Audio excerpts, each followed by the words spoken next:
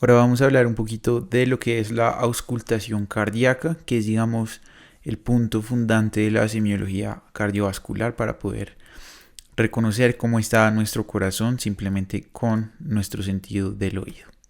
Entonces, pues para la técnica muy importante ir a un sitio que sea callado, donde podamos escuchar muy bien. Eso pues muchas veces no es posible porque nos toca auscultar pacientes en escenarios de urgencia y esos suelen ser bastante congestionados y no nos permiten escuchar muy bien. Entonces hay que afinar el oído bastante.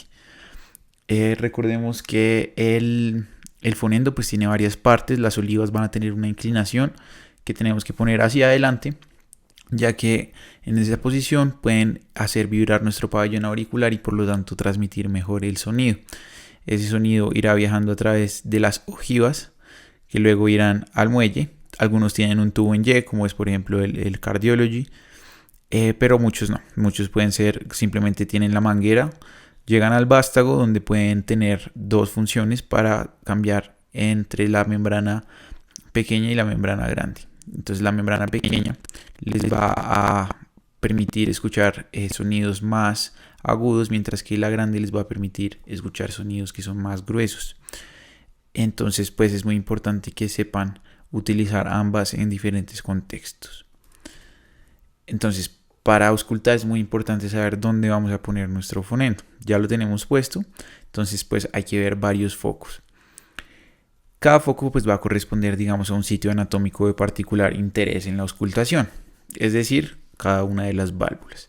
El primer foco es el foco mitral, usualmente se localiza en la línea medio clavicular, más o menos en el cuarto o quinto espacio intercostal. Entonces ahí es donde más suele escucharse la válvula mitral. Luego de ello escucharemos el tricuspidio, que está en la línea paraesternal, más o menos en un espacio intercostal arriba. Mucha gente también lo pone acá, en la terminación del esternón, ya que también puede llegar a escucharse muy bien ahí. Entonces, fíjense que toda esa área es donde vamos a tener nuestro foco tricuspidio. Luego de ello, escucharemos nuestra válvula aórtica, nuestro foco aórtico, en el segundo espacio intercostal en la línea paraesternal derecha. Y finalmente, pues el pulmonar al otro lado del esternón, la línea paraesternal izquierda. También tenemos un foco aórtico accesorio que nos permite ver y escuchar, ciertas patologías especiales, sobre todo pues de la aorta descendente, como es por ejemplo la coartación de la aorta. Entonces fíjense que las válvulas AB van a escucharse mejor hacia el ápex del corazón, mientras que las válvulas semilunares van a escucharse mejor hacia la base. Esto es muy importante porque si un soplo, ahorita que veamos cómo se clasifican, le suena más duro hacia las válvulas semilunares, hacia los focos aórtico y pulmonar, pues posiblemente el origen de ese soplo sea de una válvula semilunar. Y de lo contrario, pues posiblemente sea de origen de una de las válvulas AB. Entonces hay dos maniobras que realmente pues, han ido perdiendo un poquito de importancia clínica, pero pues en lo que yo tengo de experiencia realmente sí me han servido muchísimo, sobre todo al principio para reconocer los soplos. Entonces esta se llama la maniobra de Pachón y lo que hace es poner al paciente de cúbito lateral de modo que la sangre aumente la precarga del corazón izquierdo. Esto pues les va a permitir ver mucho las patologías valvulares, sobre todo de origen mitral, por el hecho de que aumenta, digamos, el esfuerzo del corazón en esas cavidades. Y esta lo que pretende hacer es aumentar el retorno venoso y por lo tanto permitir también una mejor auscultación. Se llama la posición o maniobra de Azoulay. Es muy importante que conozcamos y recordemos cómo es todo el ciclo cardíaco porque los ruidos que escuchemos van a derivar de él. Entonces hay una frase que me gusta mucho que dice que los ojos no ven lo que la mente no conoce. En este caso los oídos no escuchan lo que la mente no conoce. Entonces si nosotros no correlacionamos toda esta fisiología y todo eso con lo que escuchamos, simplemente vamos a escuchar ruido y no lo que es el lenguaje del corazón está tratando de decirnos. Entonces recordemos que hay dos procesos importantes, que es la diástole y la sístole. La diástole, pues lo que pasa es que hay un desplazamiento de las válvulas AB por el paso de la sangre, el flujo de la sangre, el llenado ventricular. Cuando acaba el llenado ventricular, pues la misma sangre se encarga de devolver las válvulas AB generando un sonido que se llama el S1 o el R1. Luego de ello inicia la sístole y la sístole pues lo que va a pasar es que las válvulas semilunares en este caso pues se van a desplazar por la salida, por la presión, la fuerza que ejerce el ventrículo, y cuando acaba la fuerza entonces pues deja de fluir la sangre y las válvulas se devuelven generando nuestro segundo sonido que se llama S2, corresponde al cierre de las válvulas semilunares. Entonces pues siguiendo ese orden de ideas vamos a ver, digamos, cómo es un poquito el ciclo cardíaco en animación. Entonces, fíjense cómo durante la diástole se desplazan las válvulas AB hacia abajo, cuando se cierran generan el S1 y después con la sístole, entonces se abren las válvulas semilunares y cuando se cierran generan el S2. Entonces así es como nosotros tenemos que imaginarlo cada vez que lo escuchemos. Digamos que para estudiar un sonido y para, digamos, hablar ahorita entre nosotros el mismo lenguaje, hay que estudiar varias características de este sonido. Entonces sepamos que los ruidos cardíacos, sobre todo pues digamos algunos soplos, se van a generar por la aceleración y desaceleración de las válvulas durante ciertos movimientos valvulares, durante ciertos cambios de área en la zona por donde transcurre la sangre. Entonces es muy importante que reconozcamos la frecuencia de cada sonido. La frecuencia, si ustedes recuerdan, es la cantidad de ciclos de onda que logra hacer el sonido en un segundo. Entre más ciclos, pues más vibraciones, por lo tanto va a haber un sonido más agudo, mientras que a menos ciclos pues el sonido va a ser mucho más grueso. La intensidad pues va a ser la amplitud, es decir, lo que suba o baje la onda en cada ciclo. Esto pues digamos que nos va a determinar lo que nosotros en palabras comunes conocemos como el volumen. La calidad es, digamos, cómo suena cada sonido. No es lo mismo hacer sonar, por ejemplo, un vaso de vidrio que por ejemplo algo de metal. Nosotros simplemente pues conocemos la calidad de ambos sonidos y sabemos distinguir entre los dos. Entonces es lo mismo, que es muy importante que hagamos lo mismo con los sonidos cardíacos. También muy importante pues la duración de cada sonido. Si es largo, si es lento, cuánto tiempo dura. Listo, entonces ya habiendo conocido eso, pues vamos a hablar un poquito de los ruidos fisiológicos, es decir, del S1 y del S2, que es como ustedes van a escuchar su corazón siempre. El lop-dop es como lo describe la literatura anglosajona, como si sonara un lop-dop, lop-dop, lop-dop.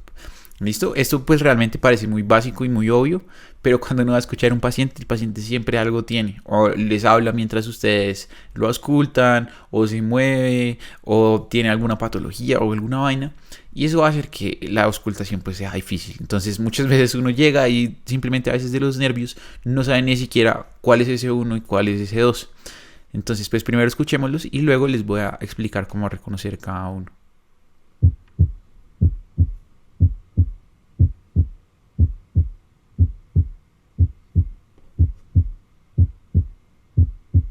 ¿Listo? Entonces, si ustedes ven, el S1 suele tener, digamos, un poquito más de intensidad, suena un poco más duro y suena, digamos, con una frecuencia mayor. Entonces suena el tatu, lop-dop, lop-dop. ¿Listo? Eso es, digamos, como la característica de cada uno. Para reconocerlo, pues acordémoslo que cuando ocurre S1 es el inicio de la sístole, que es este periodo que hay acá. La sístole pues es más cortica que la diástole, ya que pues el corazón necesita más tiempo para llenarse que para sacar la sangre. La contracción es algo muy súbito. Entonces la diástole, que es lo que hay entre S2 y otra vez S1, pues será, digamos, más larga. Por eso este espacio entre S2 y S1 es mayor que el espacio que hay entre S1 y S2. También yo les aconsejo que cuando ustedes sientan, cuando ustedes ausculten o estén buscando, digamos, un pulso, también sientan el pulso periférico al tiempo. Porque como la sístole combina más o menos, digamos, con S1, usualmente S1 va a sonar al tiempo que lo que ustedes sentirían como la sensación táctil del pulso. Entonces eso también les va a ayudar bastante. No es que se tengan que quedar con la mano en el pulso radial del paciente siempre, pero al menos al inicio pues va a ayudarles a ubicarse. Y también lo que les comentaba ahorita, S2 al corresponder a las válvulas semilunares, pues entonces se va a escuchar mejor hacia la base del corazón, mientras que S1, como corresponde a las válvulas AB, se va a escuchar mejor en el ápice del corazón. Ya después de eso, pues vamos a ver otros ruidos cardíacos que pueden aparecer, que son el S3 y el S4. Entonces el S3 ocurre por un llenado abrupto ventricular. Es decir, cuando el corazón está en su diástole, la sangre entra muy rápido y al golpear contra el ventrículo genera un ruido adicional. Este pues suele ser fisiológico en niños, pero usualmente es patológico en adultos y está muy relacionado con patologías, por ejemplo, con la falla cardíaca. Entonces vamos a escucharlo.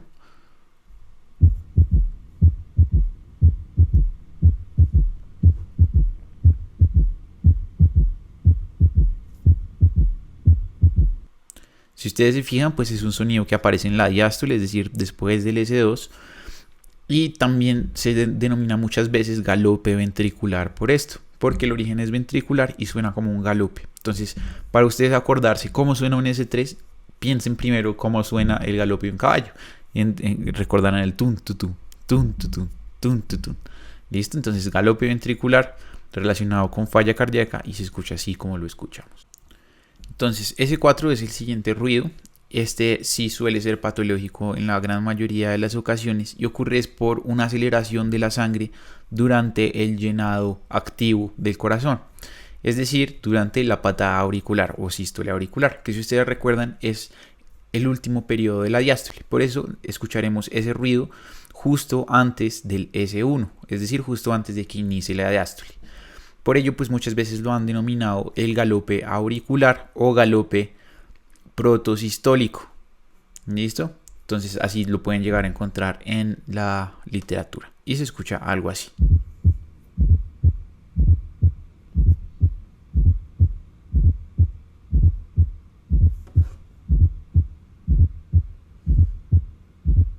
Entonces, si ustedes se fijan, ocurre justo antes del S1, el galope.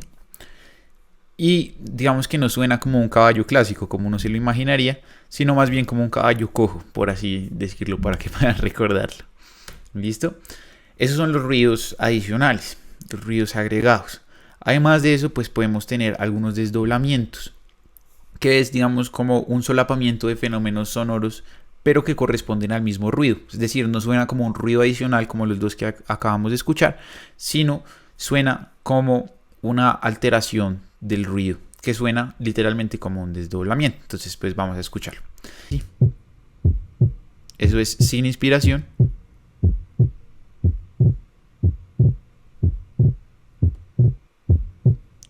Y luego, si ven, durante la inspiración va a haber un desdoblamiento. Entonces, si ustedes se fijan, no suena como los anteriores ruidos, que era como un tu, tu, tu, tu, tu, tu, sino este suena como más bien como un tu, tru, tu, tru, tu, tru, como si no coordinara, digamos, ese segundo ruido. Entonces, pues van a encontrarlo en la literatura denominado de distintos modos. Puede ser fisiológico, como el que acabamos de ver. Acuérdense que sobre todo en los niños el desdoblamiento es constante, pero ocurre simplemente durante la inspiración y durante la expiración desaparece. Otra cosa es que en algunas patologías puede aparecer como permanente fijo, es decir, siempre está presente en todo el día del paciente.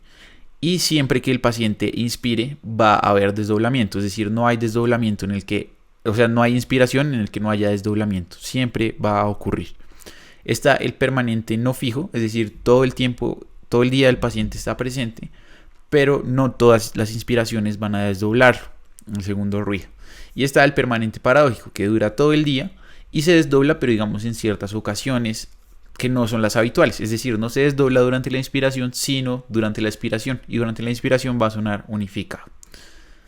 También vamos a tener, digamos, los reforzamientos, es decir, un aumento de la amplitud de onda de cada sonido, es decir, vamos a escuchar cada ruido más duro. El reforzamiento del primer ruido se debe, digamos, a estados hiperkinéticos, como por ejemplo el ejercicio. Por eso cuando ustedes, no sé, corren y suben, sienten el corazón y escuchan el corazón más duro, porque va a haber un reforzamiento, digamos, del primer ruido. El segundo ruido, en cambio, pues se va a reforzar principalmente por mecanismos de hipertensión, sea hipertensión arterial, por todo lo que ya conocemos de el compromiso vascular, o hipertensión pulmonar, sobre todo pues por el impacto que tiene sobre la válvula pulmonar. Acuérdense que el segundo ruido corresponde a las semilunares, por lo tanto pues es un componente importante. El tercer ruido puede llegar a estar presente y además a reforzarse, digamos, en insuficiencias importantes de válvulas izquierdas, entonces insuficiencia aórtica e insuficiencia mitral, en casos de infarto y en casos de comunicación interauricular. Y el cuarto ruido, en cambio, entonces por estenosis de las semilunares. Por lo tanto, pues también todo lo que sea infarto, hipertensión arterial diastólica y claramente pues la coartación de la aorta van a reforzarnos ese cuarto ruido. Y también vamos a tener un fenómeno que se puede denominar el galope de suma, que es cuando hay tanto S3 como S4 y además estos dos digamos que se solapan y se refuerzan. Entonces va a sonar algo así. ¿Listo? Si ustedes escuchan, pues esto suele ocurrir en ritmos que son un poco más acelerados y por ello pues suena como un galope reforzado. La atenuación es todo lo contrario al reforzamiento, es decir, la disminución del volumen de los sonidos. Y esto pues principalmente se debe a varias cosas. Por ejemplo, en un estado de shock, donde no hay mucha sangre que bombear, pues no va a haber mucho ruido, ya que no va a haber tanto esfuerzo del miocardio. Otras pues son causas extracardíacas. Ya conocimos, por ejemplo, la triada de Beck, recuerden, en el taponamiento. Si hay líquido que esté aislando acústicamente ese corazón, pues difícilmente vamos a escuchar bien los ruidos. Pero también otras causas, por ejemplo el enfisema del EPOC, es decir, el acúmulo de aire, digamos, en ese espacio extravalvular. Otras causas como el neumotórax, como el derrame pleural, todo eso puede llegarnos a generar, digamos, atenuación de los ruidos. Y hay otros ruidos agregados, como por ejemplo los clics, los chasquidos, las sístoles en eco o los golpes pericárdicos. Entonces, ¿cuál es la diferencia entre, por ejemplo, los clics y los chasquidos?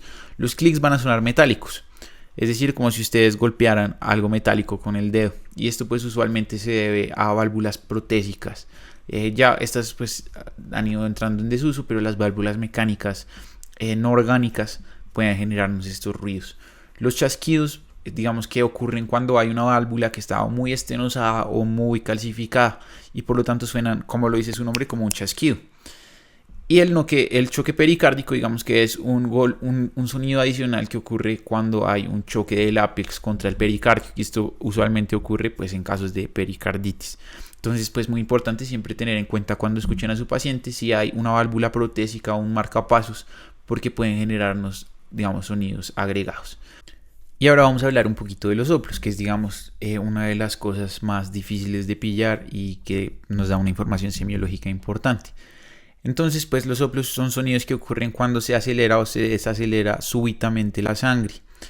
Entonces, cuando, digamos, hay una aceleración de esa sangre, va a haber una vibración de las estructuras aledañas y eso pues va a generar el sonido, sobre todo pues de las estructuras endocárdicas, como son por ejemplo las válvulas, ya que al ser del material que son, pues son muy propensas a generar este tipo de sonidos. Y suena como un soplo de viento, por ejemplo. Entonces, el primer nivel para saber describir semiológicamente un soplo es saber en qué parte del ciclo ocurre. Es decir, si es diastólico o es sistólico. Es decir, ocurre entre S1 y S2 y por lo tanto es sistólico, o ocurre entre S2 y S1 y por lo tanto es diastólico. ¿Listo? Eso es muy importante, es lo más sencillo que pueden hacer para describir el soplo. Y esto también les va a ayudar a aprender, a empezar a recortar patologías. Es decir, los soplos sistólicos pues van a corresponder principalmente a estenosis de las válvulas semilunares, ya que pues no permiten la salida de la sangre, pero también corresponden en las otras válvulas a todo lo contrario, es decir, a insuficiencias de las válvulas AB y viceversa. Las insuficiencias de las válvulas semilunares van a corresponder a un soplo que es diastólico, igual que las estenosis de las válvulas AB. Entonces digamos que eso es completamente opuesto. Si el soplo pues llegara a ocurrir tanto en sístole como en diástole, entonces se puede pensar en patologías que sean múltiples, es decir, de dos válvulas diferentes o de una válvula. Acuérdense que el hecho de que una válvula tenga una insuficiencia no quiere decir que no pueda tener estenosis, también puede tener ambas, sobre todo pues con procesos degenerativos complejos. Luego de saber si es diastólico o es sistólico, entonces lo que hacemos es clasificar en qué parte de la sístole o en qué parte de la diástole ocurre. Es decir, ocurre al inicio, se llamaría proto. Ocurre a la mitad, se llamaría meso. Y si ocurre al final, se llamaría tele. ¿Listo? Entonces, pues hasta ahora tenemos un soplo que es, por ejemplo, soplo protodiastólico o mesodiastólico o así. ¿Listo? Si ocurre tanto al inicio como a la mitad como al final, entonces lo denominamos holodiastólico. Entonces, proto de inicio, meso de mitad, tele de final. Tele de lejos, digamos, de telecomunicación, por ejemplo, ahorita que está tan de moda el tema. Y holo de todo. Entonces está presente en todo el el punto del ciclo cardíaco. Luego de ello, entonces clasificamos qué tan intenso suena. Y eso pues es una clasificación de 1 a 6 dependiendo de esto. Entonces, el primero es un soplo que es dudoso. Es decir, yo lo escucho, pero puede que un examinador igual de competente a mí no lo logre escuchar. El segundo es un soplo que es escaso. Es decir, ambos lo escuchamos, pero consideramos que es un soplo bastante leve. El tercero es un soplo que es más intenso, pero que al realizar la maniobra del talón de Drexler no genera frémito, es decir, no tenemos esa sensación táctil del soplo en la mano. El cuarto es cuando es intenso y sí genera un frémito. El quinto es el soplo máximo audible de fonendo, es decir, un soplo que suena supremamente duro, pero igual necesitamos el fonendo para escucharlo. Y el soplo 6 es el que es audible sin necesidad de fonendo. ¿Listo? Entonces ustedes simplemente con acercarse al paciente ya pueden escuchar ese soplo. Luego de ello, entonces, pues determinamos cuál es, digamos, su ubicación topográfica. Entonces, es decir, en qué foco va a predominar. Y eso pues nos va a hacer pensar en qué válvula predomina, si es mitral, tricuspidio, aórtico, pulmonar. Y vamos a ver también a dónde se irradia. Entonces, las patologías mitrales suelen irradiarse hacia el epigastrio, mientras que las patologías aórticas suelen irradiarse hacia las carótidas. Entonces, si ustedes escuchan esas áreas, pueden llegar a escuchar el soplo también ahí irradiado. También en las zonas medioaxilares pueden llegar a escucharlo. ¿Listo? Entonces, en ese caso, un soplo muy bien descrito podría ser un soplo diastólico, grado 4, de predominio mitral con irradiación al epigastrio. Eso ya sería una descripción muy bonita de un soplo. Entonces vamos a escuchar cada uno de ellos para que ustedes pues empiecen a entrenar su oído. Entonces, como les decía, hay unos soplos que son sistólicos eyectivos, es decir, justo cuando el corazón inicia la sístole y empieza a sacar la sangre, va a haber una patología principal que nos genera este soplo. Estas van a ser las estenosis de las válvulas semilunares, tanto de la aórtica como de la pulmonar, ya que en el momento de la eyección va a haber una gran cantidad de sangre que sale. Si las válvulas semilunares están estenosadas, no van a permitir el paso fácil de esa sangre y por lo tanto esta va a tener que romper la resistencia. Por ello es que al principio no va a haber tanto flujo y luego va a haber un flujo más importante a medida que se abre y que luego se restablece porque pues ya están abiertas, ¿listo? Entonces este soplo es creciendo, decreciendo principalmente y puede también ocurrir en cardiopatía hipertrófica, ¿listo? Entonces se escucha así.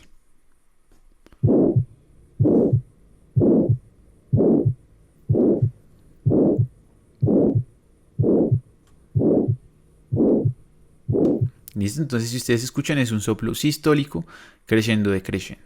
Hay otros soplos que también ocurren durante la sístole, pero digamos que no tienen una característica tan eyectiva, sino más bien regurgitantes. Como les decía, soplos que ocurren en el mismo punto del ciclo cardíaco suelen tener patologías inversas dependiendo de qué válvulas las vean. Entonces, lo que correspondería a la estenosis de las semilunares, como vimos antes, digamos, en el mismo momento de la sístole, va a corresponder a una insuficiencia de las válvulas AV. Y esto ocurre porque, digamos, estas válvulas AV no logran cerrarse del todo y cuando el ventrículo se contrae, genera una regurgitación hacia las aurículas, generando este sonido que se escucha así.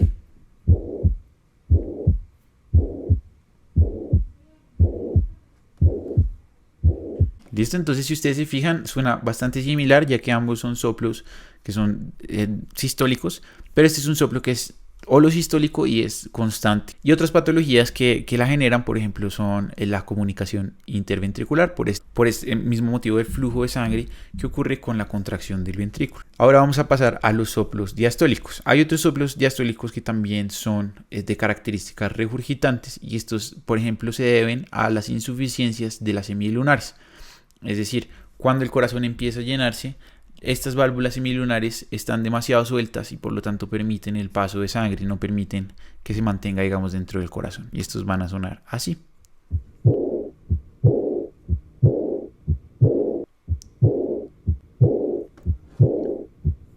Entonces, fíjense la diferencia entre un soplo sistólico y un soplo diastólico. El primero suena chu, tu, y este suena tu, tu, tu.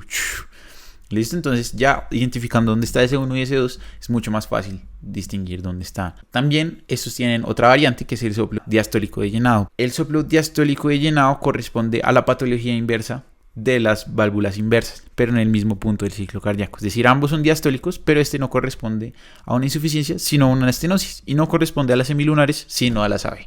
¿Listo? Entonces se escucha así.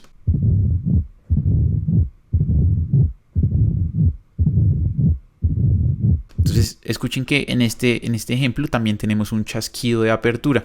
Como las válvulas AV están estenosadas, el corazón cuando trata de llenar vence esa resistencia de las válvulas estenosadas y genera como un chasquido cuando ellas chocan por la apertura brusca. Esto se debe a la estenosis mitral, principalmente la estenosis de las válvulas AV.